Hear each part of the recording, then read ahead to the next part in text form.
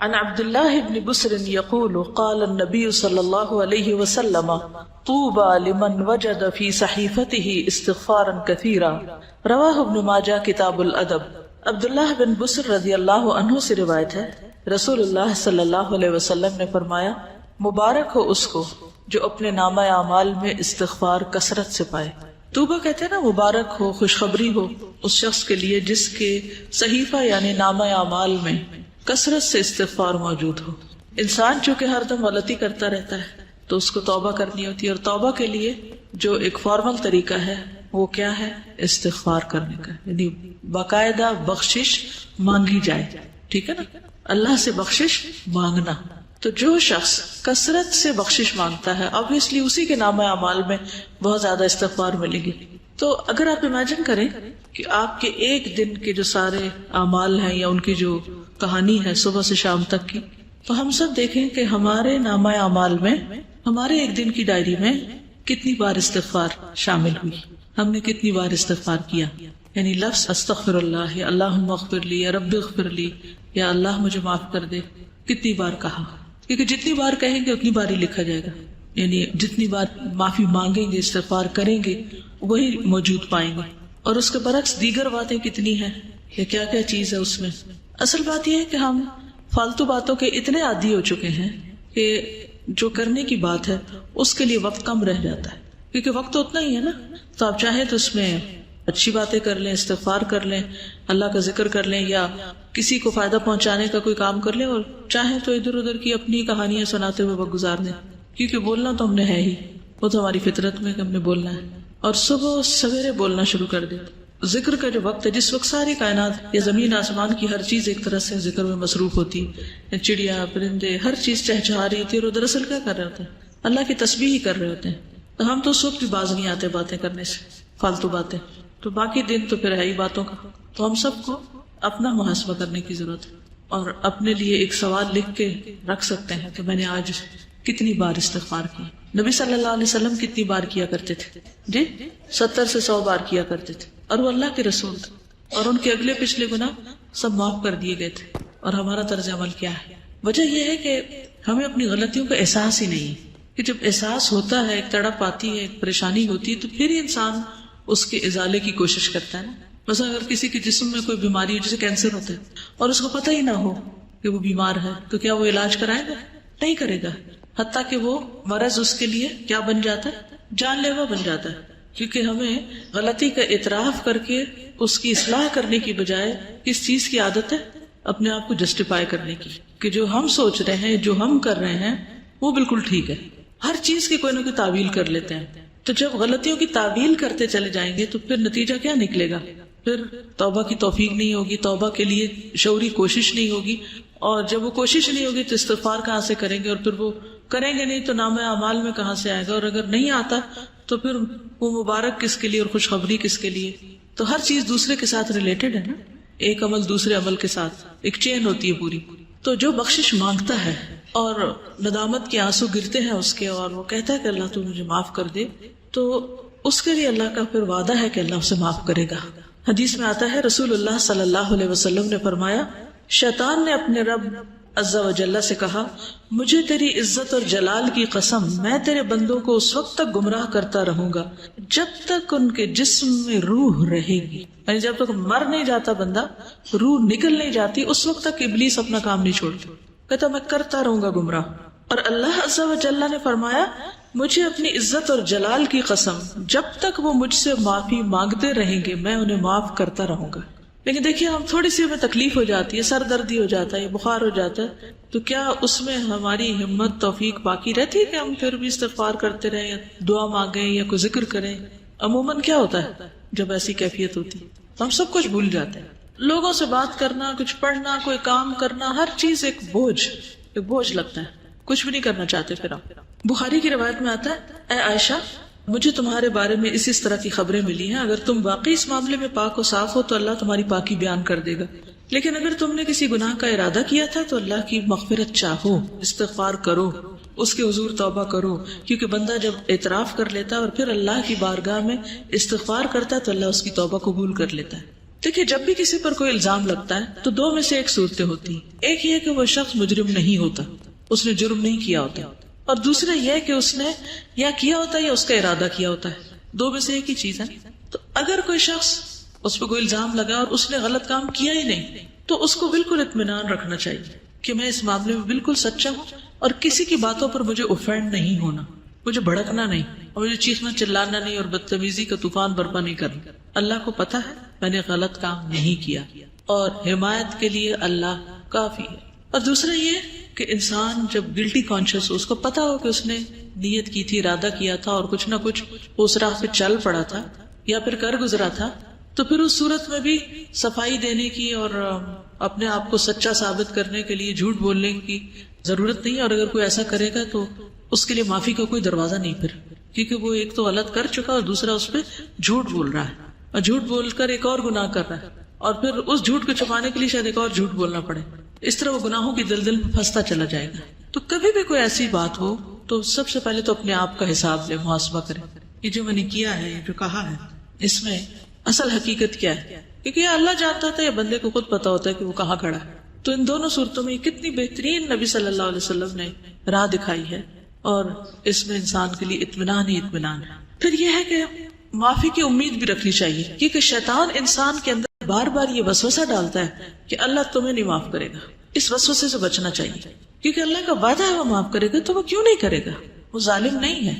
رسول اللہ صلی اللہ علیہ وسلم نے فرمایا, اللہ تعالیٰ فرماتا ہے, اے ابن آدم, جب تک تو مجھے پکارے گا اور مجھ سے پر امید رہے گا, ہوپ فل رہے گا, میں تجھے بخشتا رہوں گا جو بھی گناہ ہوں گے, اور کوئی پرواہ نہ کروں گا کہ کون سے گناہ ہیں.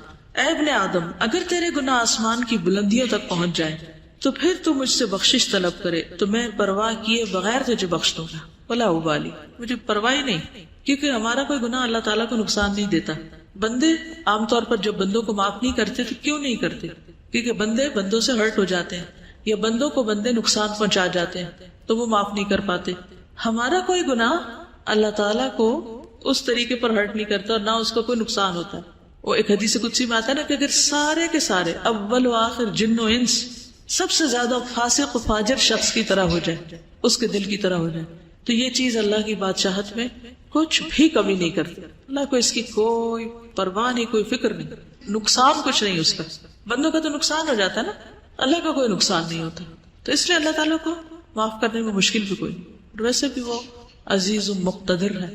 اے ابن آدم, اگر تو زمین کے برابر گناہ لے کر میرے پاس آئے اور اس حال میں مجھ سے ملے کہ میرے ساتھ شرک نہ کیا ہو تو میں تجھے ان گناہوں کے بقدر بخشش عطا کروں گا. پوری زمین بھی ایک بندے کے گناہوں سے بھر جائے تو بھی اللہ تعالیٰ معاف کر دیتا ہے اگر بندہ سچے دل سے توبہ کرنے والا ہو. اس میں وہ مثال بھی آپ یاد رکھیے 99 قتل کرنے والے کی, 99 بندوں کے قاتل کی, اللہ تعالیٰ نے اس کو بھی معاف کر دیا, حالانکہ ابھی وہ اس راہ پہ چلا ہی تھا. عربی کے الفاظ بڑے خوبصورت ہیں کہ جس کا مفہوم کچھ اس طرح بنتا ہے, اگر تو آسمان بھر گناہ لائے تو اسی مقدار سے میں تمہارے پاس بخشش لاؤں گا, اور زمین بھر اگر تو گناہ لائے تو زمین بھر بخشش سے تیری طرف آؤں گا. لیکن اصل چیز کیا ہے, اعتراف, جو سب سے مشکل کام ہے اپنی غلطی کا. یہ کہنا کہ آئی واز رانگ, میری غلطی ہے, میں نے غلط کیا, یہ دنیا کا مشکل ترین کام ہے. غلطی کرنے کے بعد عموماً ہم یہی کہتے نہیں میں نے غلط, دوسرا بندہ غلط ہے, اس کی غلطی, دوسرے کو بلیم کرتے ہیں اور اپنی غلطی بھول جاتے ہیں. تو توبہ کے لیے لازمی شرط یہ کہ پہلے بندہ مانے, اقرار کرے کہ ہاں میں نے غلط کیا, ورنہ زبان سے صرف تسبیح لے کے آپ سارا دن 1000 دفعہ کہتے رہے. اگر آپ مان ہی نہیں رہے اپنی غلطی تو کس بات کی معافی مانگ رہے ہیں, پھر کس بات کی توبہ کر رہے ہیں, کس بات پہ استغفار کہہ رہے ہیں. نہ آپ وہ بری عادت چھوڑ رہے ہیں اور نہ ہی آپ اس کا اقرار کر رہے ہیں, اور نہ آپ اس پہ شرمندہ ہیں, اور نہ آپ کو پورا یقین ہے کہ اللہ اس کو معاف کر دے گا. تو پھر کر کیا رہے ہیں آپ, صرف زبان کی ایکسرسائز یا ہاتھوں سے دانے پھینکتے چلے جا رہے ہیں کہ میں استغفار کر رہا ہوں. پھر یہ کہ جب انسان اللہ سے پر امید ہوتا ہے اور واقعی یہ یقین رکھتا ہے کہ میرا رب ہے جو مجھے معاف کرے گا یا معاف کر سکتا ہے یا وہ کرتا ہے, ضرور کرتا ہے, تو ایسا شخص پر کبھی مایوس نہیں ہوتا, وہ مایوسی کے قریب نہیں جاتا, ہر حال میں پر امید اور مطمئن رہتا ہے.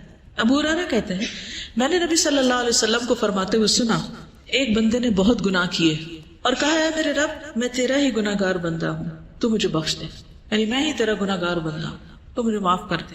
اللہ رب العزت نے فرمایا میرا بندہ جانتا ہے کہ اس کا کوئی رب ہے جو گناہ معاف کرتا ہے, اور گناہ کی وجہ سے سزا بھی دیتا ہے. اس کو یہ بھی یقین ہے کہ اگر نہیں معافی ملی تو پکڑ ہو جائے گی.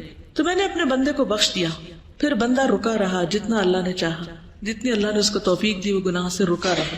پھر اس نے گناہ کر لیا اور عرض کیا اے میرے رب میں نے پھر گناہ کر لیا، پھر غلطی ہو گئی، اسے بھی بخش دے. اللہ تعالیٰ نے فرمایا میرا بندہ جانتا ہے کہ اس کا کوئی رب ہے جو گناہ معاف کرتا ہے اور اس کے بدلے میں سزا بھی دیتا ہے. میں نے اپنے بندے کو بخش دیا. پھر جب تک اللہ نے چاہا بندہ گناہ سے رکا رہا، پھر اس نے گناہ کر لیا اور اللہ کے حضور عرض کیا اے میرے رب میں نے پھر گناہ کر لیا، تو مجھے بخش دے. اللہ تعالیٰ فرماتا ہے میرا بندہ جانتا ہے اس کا ایک رب ہے جو گناہ معاف کرتا ہے اور اس کی سزا بھی دیتا ہے. تو میں نے اپنے بندے کو 3 مرتبہ بخش دیا، بس اب جو چاہے عمل کرے. اس کا یہ مطلب نہیں جو چاہے اب گناہ کرے تو اب آئندہ کے لیے بھی اس کی بخشش ہوگی. مطلب یہ کہ جب بھی اس سے گناہ ہو تو دیر نہ کرے. وہ فارسی میں آتا نا 100 بار اگر توبہ شکستی باز آ. 100 بار بھی توبہ ٹوٹ جائے تو بھی باز آ جاؤ، پھر بھی پلٹ آؤ، پھر بھی لوٹ آؤ، کیونکہ وہ رب 100 بار توبہ کرنے والوں کو 100 بار معاف کر دیتا ہے. تو اس بات کا یقین کہ اللہ تعالیٰ معاف کر دے گا، اور یہ سراسر اس کے اپنے اختیار میں بھی ہے. یغفر لمن یشاء ویعذب من یشاء. رونا کس بات پہ آنا چاہیے کہ اللہ یہ سب تیرا فیصلہ ہوگا، اگر تو نے معاف نہ کیا تو میرے پاس تو کوئی اور دروازہ نہیں کہ میں وہاں جا کے معافی مانگوں. تجھے کو معاف کرنا ہے اور تو معاف کر دے. تو اس کے لیے تڑپنا بھی چاہیے، یعنی اس کو کھیل نہیں بنا لینا چونکہ اللہ نے معاف کر دینا اس لیے گناہ کر لو اور کرتے چلے جاؤ. کیا پتا کہ توبہ کی توفیق بھی پھر ہوتی ہے یا نہیں. اس امید پہ گناہ نہیں کرنے چاہیے، ہمیشہ اعتراف کی روش پہ چلتے جانا چاہیے. نبی صلی اللہ علیہ وسلم نے لوگوں کو استغفار کی ترغیب بھی دلائی ہے متعدد بار. مثلاً ایک بار آپ نے فرمایا قسم اس ذات کی جس کے قبضہ قدرت میں میری جان ہے، اگر تم گناہ نہ کرتے تو اللہ تعالیٰ تمہیں لے جاتا اور ایسے لوگوں کو لاتا جو گناہ کرتے پھر معافی مانگتے تو اللہ ان کو معاف کر دیتا. کیونکہ اللہ تعالیٰ کو معاف کرنا پسند ہے، انسانوں کو معاف کرنا پسند نہیں. انسان معاف کرنا پسند نہیں کرتے، لیکن اللہ تعالیٰ معاف کرنے سے محبت رکھتا ہے، وہ معاف کرنا چاہتا ہے. شرط یہ ہے کہ کوئی شخص واقعی پھر معافی مانگے. اب آپ دیکھیے کہ غلطی کس سے ہوتی، غلطی کون کرتا ہے. عام روزمرہ زندگی میں دیکھیے کون غلطی کرتا ہے، جو عمل کرتا ہے، جو کوئی کام کرتا ہے. جو کچھ کرے گا اس سے ہی غلطی ہوگی نا. جو کام ہی نہیں کرے گا اس سے کیا غلطی ہونی ہے. ویسے برتن کس سے ٹوٹتا ہے، جو برتن استعمال کرتا ہے. اور جس نے صرف سجا کے رکھے ہوئے الماری میں اس سے تو نہیں ٹوٹیں گے، اس کے تو بچے رہیں گے. اسی طرح باقی غلطیوں پر بھی آپ نظر ڈالیے. انسانوں کے حق میں بھی ہم سے غلطیاں کب ہوتی ہیں، جب ہم ان سے تعلق رکھتے ہیں تو پھر ہم سے غلطیاں ہو جاتی ہیں.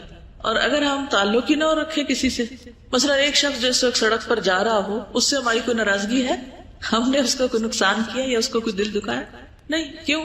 کوئی تعلق ہی نہیں ہمارا اس سے. لیکن اپنی بہن سے پوچھئے، اپنی امی سے پوچھئے، اپنے بھائی سے پوچھئے، اپنے ہسبینڈ سے پوچھئے، اپنے بچوں سے پوچھئے، وہ کیا کہیں گے؟ ان کے پاس ہوں گے آپ کے لیے شکایتیں آپ کے خلاف، یا آپ سے کبھی نہ کبھی ہرٹ ہوئے ہوں گے. کیوں؟ کیا وجہ؟ کیونکہ ان سے تعلق ہے آپ کا. تو اللہ تعالیٰ کو کیسے بندے پسند ہے؟ وہ جو کسی سے تعلق نہ رکھے اور سب سے کٹ کے ایک طرف بیٹھ جائے اور کوئی غلطی نہ کرے، نہ کسی کو ہرٹ کرے، نہ کسی سے کوئی معاملہ کرے، وہ پسند ہے. کون لوگ زیادہ بہتر ہیں؟ جو لوگوں سے ملتے جلتے رہے اور ان کی طرف سے پہنچنے والی تکلیفوں پر درگزر کریں، وہ زیادہ بہتر ہے بنسبت اس کے کہ نہ وہ کسی سے بات کرے نہ کسی کو ہرٹ کرے. تو جب آپ کسی سے معاملہ کریں گے تو ایک دوسرے کی کوئی بات بری بھی لگ جائے گی. اچھا، انسانی نفس بڑا عجیب ہے، بعض اوقات بلا وجہ کسی کی بات بری لگ جاتی ہے اور بعض اوقات کسی کی بڑی بڑی بات کی پرواہ نہیں ہوتی ہے نا ایسے. تو پھر تو ہم نے اپنے آپ کو بھی نہیں سمجھا، ہم خود بھی کسی ایک چیز پر نہیں، ہم تو اپنے لیے بھی معمہ ہیں تو دوسروں کے لیے تو ہے ہی ہے. تو اس لیے کبھی کوئی ہمارے بارے میں مس انڈرسٹینڈ کر جائے تو اس کو ایشو نہ بنائے، ٹھیک ہے؟ تو ایزی رہیں گے، ہین لین سہل قریب. تو ایزی رہنے میں آسانی یہ ہے کہ پھر انسان نہ دوسروں پہ بوجھ ہوتا ہے اور نہ دوسرے اس پہ بوجھ ہوتے ہیں. کسی کو ٹکر لگ جائے، کسی کی کچھ خرابی ہو جائے تو سوری کر لیں، بات ختم، اور چلتے چلے جائیں، آگے بڑھتے جائیں.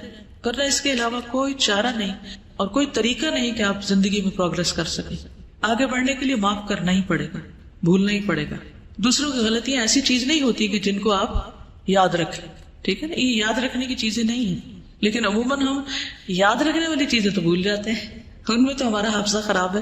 اور جو یاد نہیں رکھنا چاہیے وہ ہم بھولتے نہیں، کیونکہ ہم بھولنے دیتے نہیں. ان کی گرہ باندھ کے رکھتے ہیں. تو اگر آپ کو بہت ہی شوق ہے کچھ یاد رکھنے کا تو کوئی اچھی چیزیں یاد رکھ لیں تو خود بھی خوش رہیں گے, دوسروں کو بھی خوش رکھیں گے.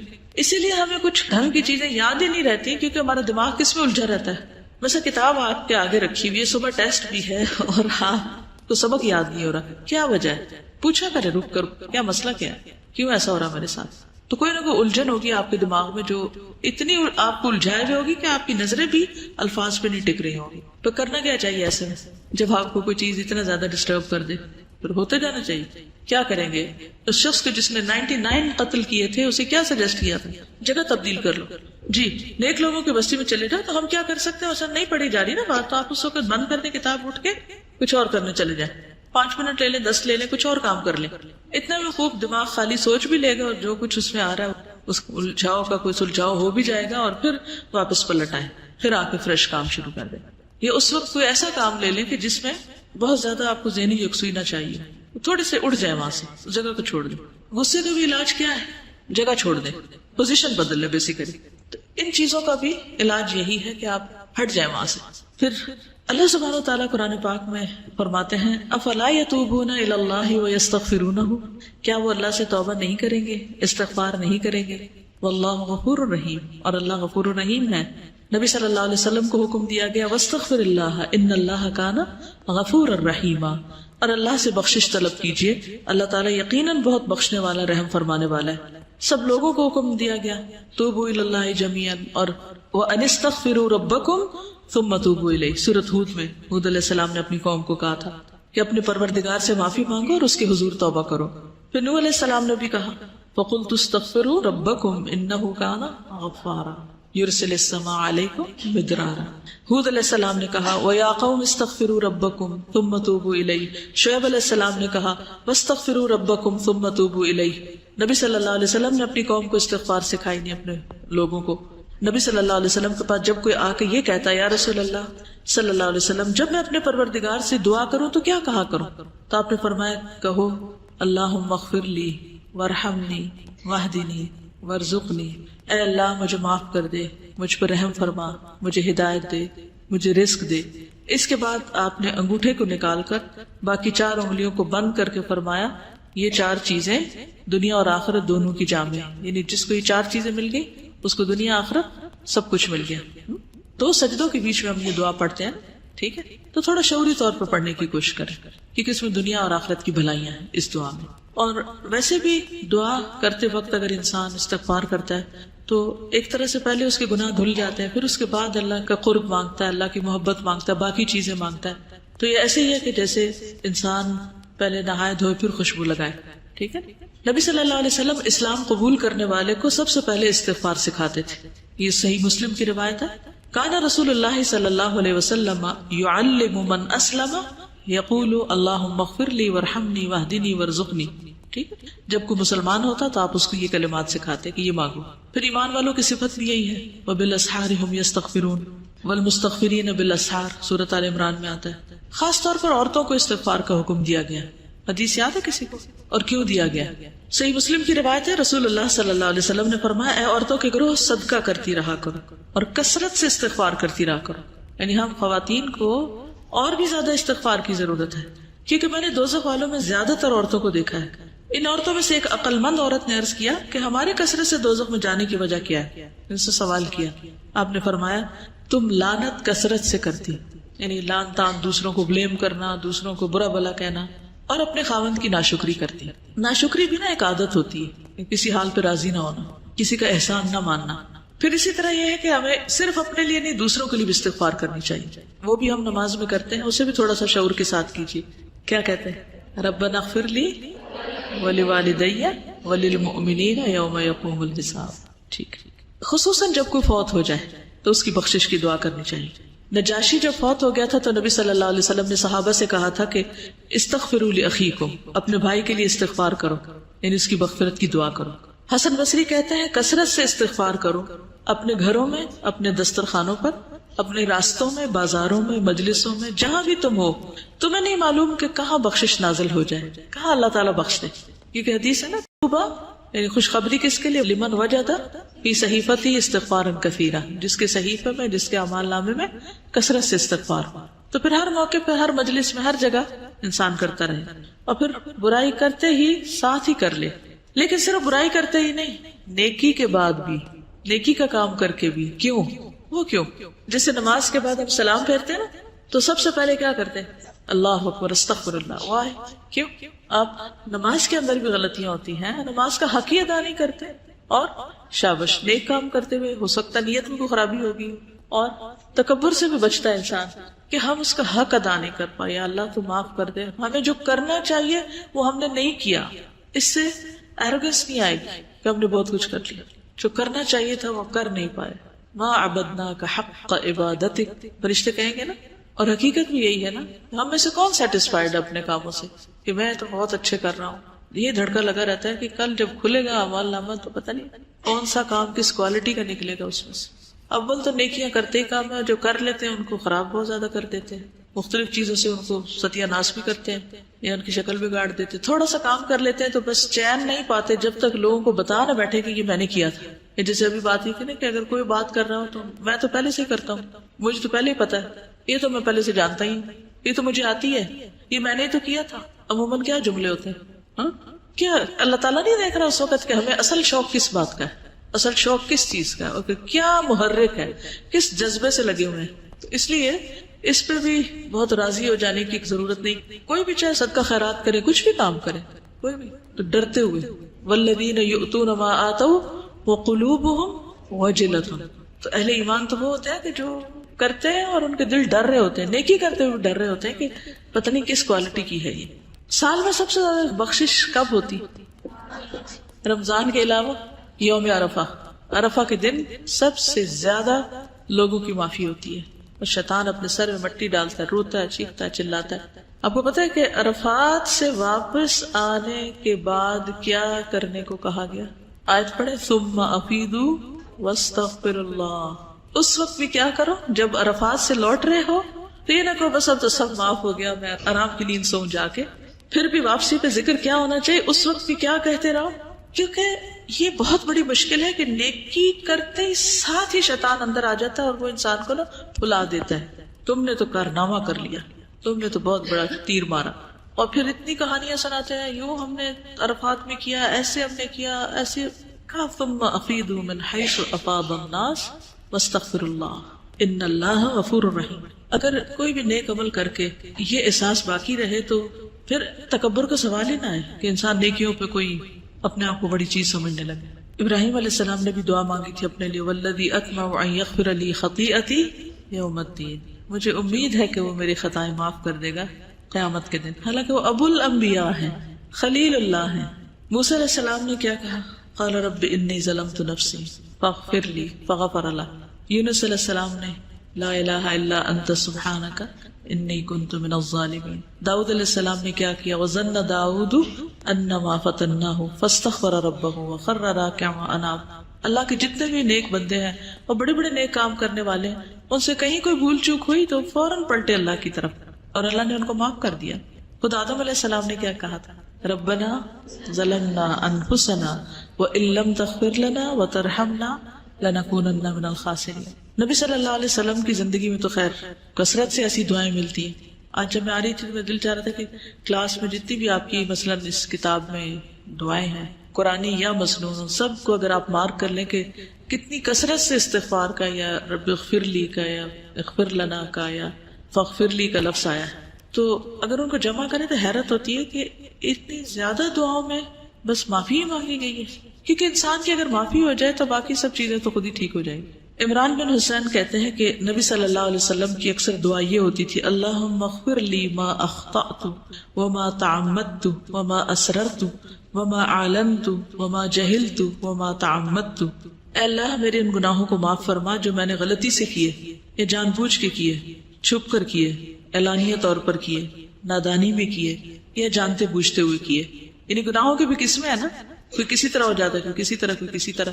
پھر سونے سے پہلے نبی صلی اللہ علیہ وسلم جب بستر پر جاتے، حدیث میں آتا ہے جب آپ تشریف لاتے تو جب لیٹتے، اذا اخذ مضجعه من الليل فقال بسم الله ودعت جنبي اللهم اغفر لي ذنبي واخسأ شیطانی وفک رہانی وجعل لي في الندی الاعلى.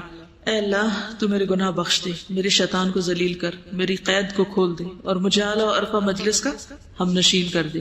اعلیٰ و عرفہ مجلس کون سی ہے؟ فرشتے، صالحین وغیرہ۔ پھر اسی طرح رات میں کسی بھی وقت آپ کی آنکھ کھلتی تو اس وقت بھی دعا کرتے۔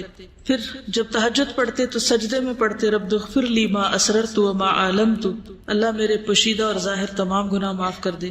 بیت الخلاء سے واپس باہر آنے پر غفرانک، مسجد سے نکلنے پر۔ اب آپ دیکھیے کہ مسجد سے نکلنے پر انسان کیا سوچتا ہے، نیک کام کر کے نکلا ہوں، لیکن آپ کی دعا کیا تھی؟ بسم اللہ والصلاۃ والسلام علی رسول اللہ رب اغفر لی وافتح لی ابواب رحمتک، جب نکلتے تھے تو ساتھ یہ بھی پڑھتے۔ پھر اسی طرح نماز کی جو استفتاح کی دعائیں ہیں ان میں سے بھی ایک دعا ایسی ہے جس میں استغفار آتا ہے۔ رکوع سجدے میں تو خیر ہے ہی، آتی ہے کسی کو رکوع سجدے کی دعا؟ کیا ہے؟ سبحانک اللہم ربنا وبحمدک اللہم اغفر لی، ٹھیک ہے۔ آپ سجدے میں یہ دعا بھی پڑھتے تھے، اللہم اغفر لی ذنبی کلہ دقہ وجلہ واولہ وآخرہ وعلانیتہ وسرہ۔ پھر دو سجدوں کے بیچ میں ایک تھا نا اللہم اغفر لی وارحمنی، دوسری یہ بھی تھی رب اغفر لی، یعنی وہ پڑھنے کے بعد اگر آپ یہ بھی ایڈ کرنا چاہیں تو کر سکتے ہیں۔ کیونکہ اس دفعہ رمضان میں جب کافی دیر بیٹھے رہتے تھے تو میں سوچتی کہ اچھا 3 دفعہ شاید یہ دعا پڑھ لیں، 5 دفعہ پڑھ لیں، اس کے علاوہ کیا ہوگا، یعنی اور کیا ہوگا جو یہاں پڑھا جا سکتا ہے۔ تو نبی صلی اللہ علیہ وسلم کثرت سے رب اغفر لی پڑھتے۔ پھر اسی طرح تشہد میں پھر سلام پھیرنے کے بعد بھی حضرت علی کہتے ہیں کہ رسول اللہ صلی اللہ علیہ وسلم جب نماز سے سلام پھیرتے تو فرماتے اللہم اغفر لی ما قدمت وما اخرت وما اسررت وما اعلنت وما اسرفت وما انت اعلم به منی انت المقدم وانت المؤخر لا الہ الا انت۔ پھر اسی طرح دن میں چلتے پھرتے کثرت سے آپ استغفار کرتے تھے، 70 سے 100 بار استغفار کرتے۔ ایک ایک مجلس میں صحابہ کہتے ہیں ہم گنتے تھے تو آپ یعنی 70 بار استغفار کر لیتے تھے ایک مجلس میں۔